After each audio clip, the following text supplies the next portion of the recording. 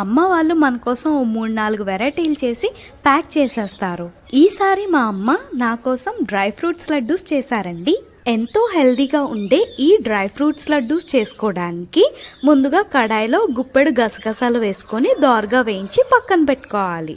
ఇప్పుడు అదే కడాయిలో 4 టేబుల్ స్పూన్ల నెయ్యి వేసుకొని అది వేడెక్కిన తర్వాత తరిగిన బాదం పప్పు, పిస్తా, జీడిపప్పు, వాల్నట్స్, గుమ్మడి గింజలు వేసుకొని 5 నిమిషాల పాటు దోరగా వేయించి పక్కన పెట్టుకోవాలండి. ఇప్పుడు అదే కడాయిలో కిష్మిష్ని కూడా వేయించుకోవాలి. ఈ లడ్డూస్ బైండింగ్ కోసం మనం అంజీర్ మరియు ఖర్జూరం యూస్ చేస్తున్నామండి. అందుకోసం అంజీర్ మరియు ఖర్జూరం పేస్ట్ని కాస్త మెత్తబడేంత వరకు 5 నిమిషాల పాటు వేయించుకోవాలి.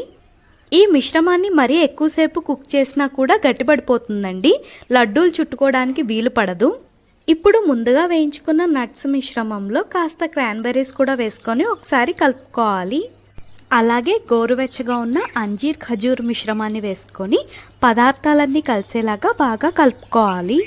ఇలా కలుపుకున్న మిశ్రమాన్ని కొద్దిగా తీసుకొని ఉండల్లాగా చుట్టుకుంటే డ్రై ఫ్రూట్స్ లడ్డూస్ తయారు.